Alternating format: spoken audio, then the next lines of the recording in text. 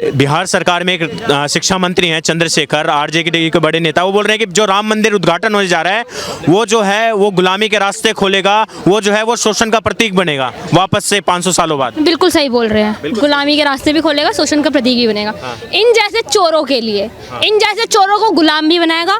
इन जैसे चोरों की असलियत पूरे भारत के सामने और विश्व के सामने भी राम मंदिर के थ्रू ही आएगी, क्योंकि जब से राम मंदिर का वो फैसला आया और उसके बाद राम मंदिर का निर्माण शुरू हुआ, इस देश के जो युवा है, इस देश के जो लोग हैं, वो जागरूक हुए और उन्हें पता चला कि इस देश के अंदर अब से पहले किस चीज़ की राजनीति हो रही थी और अब क्या इस देश के अंदर हो रहा है और आने वाले टाइम पे इस देश के लिए क्या सही है, इस देश का युवा अच्छे से जान चुका है। इसीलिए अगर ये जो लोग कह रहे हैं गुलामी का प्रतीक है या शोषण होगा, दलितों का बहिष्कार होगा, दलितों के साथ में गलत होगा, किसी के साथ कुछ गलत नहीं होगा, सिर्फ ऐसे चोरों के साथ में गलत होगा, इसीलिए इन्हें डर भी लग रहा है। जो ये आज बिलबिला रहे हैं, आज ये बोल रहे हैं, ये इसीलिए तो बोल रहे हैं ना, क्योंकि इनका जो कलेजा है वो गले पे आके अटक गया है, मछली के कांटा बन चुका है इनके गले में राम मंदिर, ना अंदर जा रहा है ना बाहर निकाला जा रहा है। बौखलाहट राम मंदिर को लेके जैसे जैसे 22 तारीख आ रहा है बौखलाहट बढ़ती जा रही है। बिल्कुल, ये बनी रहनी चाहिए। मैं तो कहती हूँ अभी तो सिर्फ राम मंदिर बना है तो ये इतने बौखला गए हैं, आने वाले टाइम पे मथुरा का भी वो केस सॉल्व हो जाएगा, काशी विश्वनाथ का भी हो जाएगा। मैं तो कह रही हूँ इनको पता नहीं कौन कौन सी बीमारियां हो जाएंगी जब वो केस सॉल्व हो जाएंगे, क्योंकि अभी तो सिर्फ राम मंदिर का हुआ, तब तो ये सिर्फ बोलने वाली बीमारी इनको लग गई है। आने वाले टाइम पे इनको बवासीर, हार्ट अटैक और ना जाने कितनी बीमारियां लग जाएंगी, लाइलाज बीमारियां लग जाएंगी। 22 तारीख को जिस दिन प्राण प्रतिष्ठा है, आरजेडी के एक नेता बोल रहे हैं कि बम ब्लास्ट करा सकते हैं बीजेपी वाले मोदी जी को 2024 में चुनाव जिताने के लिए, हिंदू मुसलमान करने। नहीं, मोदी जी को ना 2024 का चुनाव जीतने के लिए ऐसी घटिया हरकत करने की आवश्यकता नहीं है। ऐसी घटिया हरकत वो आतंकवादी जिनकी सोच है ना, वैसे लोग ही करेंगे 2024 का चुनाव जीतने के लिए, क्योंकि इस देश के युवा, इस देश की जो जनरेशन है, सब जानते हैं कि बीजेपी ने क्या कार्य किया है। सिर्फ राम मंदिर ही नहीं सर, और भी बहुत कार्य। राम मंदिर को एक टाइम पे अलग रख देना तो भी ऐसे हजार काम है जो बीजेपी ने करे हैं, तो 2024 में उनके जीतने का कारण बनेगी।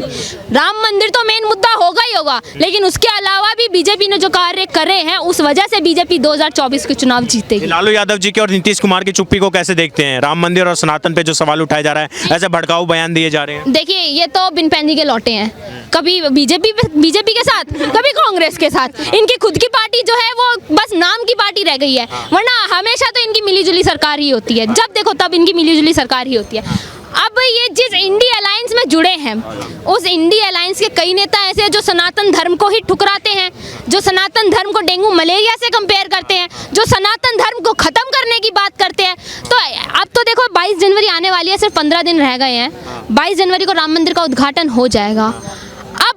अभी तक तो सिर्फ हिंदू जागा था, राम मंदिर का उद्घाटन नहीं हुआ था, तब 50% हिंदू जागा था। अब जब राम मंदिर का उद्घाटन हो जाएगा, लोग जान जाएंगे। आज आप सोशल मीडिया खोलोगे ना सर, आलतू फालतू की चीज़ें नहीं आती। जो सोशल मीडिया के ऊपर नंगा नाच होता था, जो मुजरा होता था ना, आज वो नहीं होता। सोशल मीडिया के थ्रू भी लोग राम मंदिर का संदेश दे रहे हैं, लोगों को बता रहे हैं कि हमारे प्रभु श्री राम 500 वर्ष के संघर्ष के बाद, मुगलों के अत्याचार के बाद अपने घर में वापस लौट के आने वाले हैं। उस चीज की लोग खुशी सोशल मीडिया के थ्रू भी बना रहे हैं, तो फिर किस चीज का दुख है इनको? ये दुख उन्हीं आतंकवादी लोगों को होगा जो इस देश को 2047 तक गजवाए हिंद बनाने की बात करते थे, लेकिन सिर्फ एक दिन में 22 जनवरी को देख लेना सर, गजवाए हिंद तो दूर की बात है, सिर्फ भगवाए हिंदी होगा सिर्फ एक। मेरा नाम ओजस अग्रवाल है और मैं यही कहना चाहता हूँ, देखिए राम हमारे आराध्य हैं, राम हमारे पूर्वज है और राम मंदिर का बनना हमारे लिए सौभाग्य की बात है, परंतु इस मुद्दे का राजनीतिकरण नहीं होना चाहिए। कौन कर रहा है राजनीति? देखिए, जब ये फैसला आया था 2019 में, तो माननीय मोदी जी का पहला जो ट्वीट था वो ये था कि ये किसी की हार नहीं है,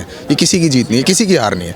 तो ये जो दो समुदायों के बीच में ये एक वैमनस्य का जो कारण था, अब वो हल हो गया, तो सभी को एक सौहार्द की और राम की जो असली उनकी जो व्यक्तित्व था उसकी तरफ बढ़ना चाहिए। तो लालू यादव जी के पार्टी के जो लोग बोल रहे हैं, नेता बोल रहे हैं, विधायक ने बोल दिया कि 22 तारीख को बीजेपी वाले बम धमाका कराएंगे अयोध्या में, ताकि हिंदू मुसलमान हो और मोदी जी वापस जुटे। ये इस तरह की साजिश, इस तरह की बातें जो तुच्छ नीचे स्तर की जो राजनीति की जा रही है, इस पर क्या बोलेंगे? देखिए, इस तरह के जो चुटपुट बयान जो देते हैं उनको इतनी ज़्यादा तरजीह नहीं देनी चाहिए। जो ये बोल रहा है वो गलत बोल रहा है, उसको उसकी हम संवैधानिक पद पे आदमी बैठा हुआ है, एक शिक्षा मंत्री है, वो बोल रहा है कि ये गुलामी का प्रतीक है, गुलामी के रास्ते खोलेगा, शोषण का प्रतीक है राम मंदिर। ये इसकी निंदा होनी चाहिए, इसका समर्थन कोई नहीं करता है। बस ये कहना चाहते हैं कि इसका राजनीतिकरण नहीं होना चाहिए, इसके नाम पे वोटों की राजनीति नहीं होनी चाहिए, ये कहना चाहते हैं। अपने आप को सब लोग अपने आप को दिखाना चाहता है कि बड़ा मुस्लिम हितैषी कौन।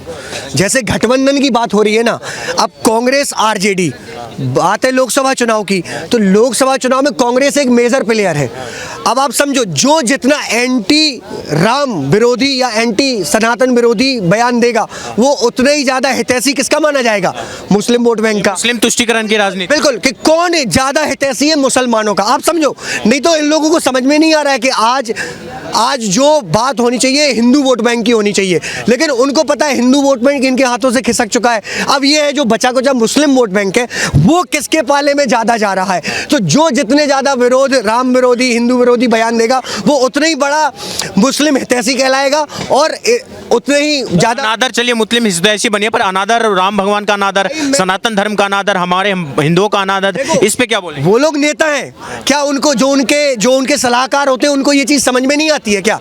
लेकिन उनको पता है हिंदू हमेशा से कितना भी अपमान होता रहे, कहीं ना कहीं कांग्रेस के साथ सहिष्णु रहा है और कांग्रेस के साथ चला जाता है, और जो एंटी मोदी होगा वो कांग्रेस के साथ चला जाएगा। लेकिन मैं फिर से कह रहा हूं, बात है मुस्लिम वोट बैंक की, कि भाई वो नहीं खिसकना चाहिए। पता चले केंद्र का चुनाव है, लोग बाग ये समझे कि भाई आरजेडी की अगर 10 सीटें आ जाएंगी तो क्या दिक्कत है, लेकिन अगर कांग्रेस की 100, 150, 200 सीटें आ गई तो उसको फायदा हो सकता है। तो बस यही डर है कि आरजेडी, समाजवादी, डीएमके और बंगाल में टीएमसी, इनके हाथ से मुस्लिम वोट बैंक खिसक के कांग्रेस के पास ना पहुंच जाए। बस इसीलिए ये सनातन का अपमान हो रहा है और कोई वजह नहीं है। बस यही कहना चाहते हैं कि किसी ने इस तरह का ऊटपटांग बयान दिया तो उसे ज़्यादा तरजीह नहीं देनी चाहिए। उसकी निंदा, हर कोई उसकी निंदा करता है, कोई उसका समर्थन नहीं करता, पर मेन जो बात है इसके नाम का राजनीतिकरण नहीं होना चाहिए। जो मुद्दा है, हमारी आस्था का प्रतीक है, राम हमारी धरोहर है, परंतु इसके नाम पे जो राजनीति होती है, वोटों की राजनीति, और उसका राजनीतिकरण, ये गलत है। हम ये जो सवाल उठाए जा रहे हैं कि मोदी जी जो राम का मार्केटिंग करके अपने वोट जुटा रहे हैं, ये धार्मिक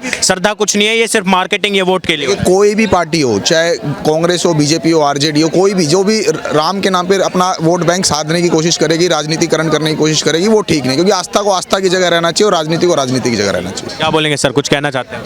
मुझे लगता है मैं कहाँ सहमत हूँ। मैं एक्चुअली हूँ बिहार से। बिहार से कहाँ से आप? बिहार से मैं सारण से आप बिहार से। मैं आता हूँ आपके पास, आप बिहार से आते हैं। बिहार सरकार में एक शिक्षा मंत्री हैं, आरजेडी के नेता हैं चंद्रशेखर जी। उनका एक बयान आता है कि राम मंदिर जो है गुलामी का प्रतीक है, ये जो है ये शोषण का प्रतीक है। और उससे पहले लालू प्रसाद यादव जी और राबड़ी देवी के घर के बाहर एक पोस्टर लगाया जाता है हाल ही के दिनों में, उसमें लिखा जाता है ये बातें कि राम मंदिर में जो मंदिर जाता है, वो जो घंटी बजाता है, वो पाखंडी होते हैं, वो आडंबर करते हैं। और तेजस्वी यादव जो सुपुत्र हैं लालू यादव को, खुद राम मंदिर पर सवाल उठा देते हैं कि कोई बीमार होगा तो राम मंदिर जाएगा या अस्पताल जाएगा। तो ये आरजेडी के लोगों में, ये जो आरजेडी के नेताओं में एक प्रतियोगिता सी चल रही है राम मंदिर के ऊपर विवादित बयान देने का, सनातन के ऊपर हमला करने का। इस प्रतियोगिता को कैसे देखते हैं आप? देखिए, मुझे लगता है जहाँ तक कि आज एक ट्रेंड चला है आजकल की, कि अगर आप किसी पॉजिटिव चीज़ को सपोर्ट ना करके अगर आप नेगेटिव कर रहे हो, अगर आप छवि में नहीं हो, सोशल मीडिया के हो, चाहे आप मीडिया में हो, चाहे जो भी आजकल ट्रेंडी चल रहा है ना, अगर मैं यहाँ खड़ा हूँ तो ट्रेंड में हूँ, तो अगर मैं नहीं हूँ, अगर मेरा जो कुछ पॉइंट्स है, अगर कुछ पॉइंट्स बीजेपी ले लिया, अगर बीजेपी राम के सपोर्ट में है, तो अगर हम राम के अगेंस्ट में हो जाएंगे तो बीजेपी भी इधर खड़ा है, इधर हम भी खड़ा है, हम दोनों का बराबरी चल रहा है। देखिए, ये राजनीति का मुद्दा तो है ही नहीं, वो चाहे मंदिर हो या मस्जिद हो या चर्च हो, ये देखिए कहीं ना हमारा स्पिरिचुअलिटी का थिंग है। तो ये आरजेडी के जो नेता एक करके एक के बाद एक इस तरह के बयान दे रहे हैं, कभी लालू प्रसाद यादव हो, चाहे तेजस्वी यादव हो, अब उनके मंत्री तक ये सवाल उठाने लगे राम मंदिर के ऊपर, इस पर क्या बोलिएगा? देखिए, अब उनका मुझे जहाँ तक लगता है, मैं तो इस चीज़ के थ्रू अभी अवेयर नहीं था, बट आपके थ्रू मैं सुन रहा हूँ ऐसा बात। अगर वो ऐसे बोल रहे हैं तो देखिए, ये हम उनको यही बोलना चाहेंगे कि देखिए, ये कोई मुद्दा नहीं है जिस पे आप बात कर रहे हैं कि ये गुलामी का प्रतीक हो या फिर जो भी हो। देखिए, मंदिर कहीं भी बने, आप आज वो देख लीजिए, तिरुपति बालाजी देख लीजिए, उसके ट्रस्ट के फंड से बहुत सारा चीज़ होता है। ये हॉस्पिटल होते हैं, खाने खिलाया जाता है। इनफैक्ट हमारे पटना का जो महावीर संस्थान है, उससे कैंसर हॉस्पिटल चलता है।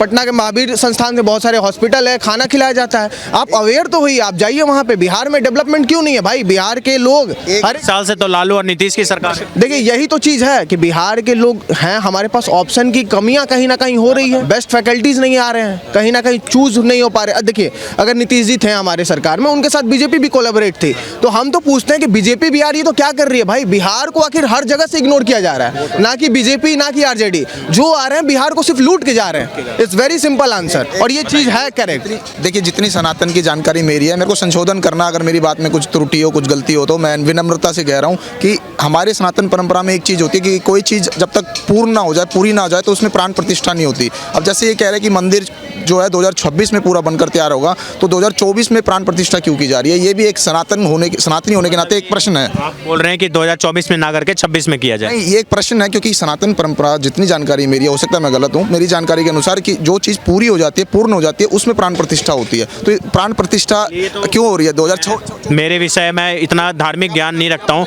मैं। कहीं 2024 के वही राजनीतिकरण करने के लिए तो नहीं अभी हो रही है? मोदी जी वोट पॉलिटिक्स करने का, लेकिन वोट जुटाने के लिए कर। इस प्रश्न का उत्तर उनसे लिया जाना चाहिए कि ये 2026 से पहले 2024 में प्राण प्रतिष्ठा क्यों कर रहा है। और दूसरी बात यह कि प्राण प्रतिष्ठा एक बार हो चुकी है, प्राण प्रतिष्ठा एक बार हो चुकी है, पहले जब कपाट खोले थे, तो ये दूसरी बार जो प्राण प्रतिष्ठा होगी ये क्यों हो रही है? तो दोनों ये प्रश्न है। हमसे बात करने के लिए बहुत बहुत धन्यवाद।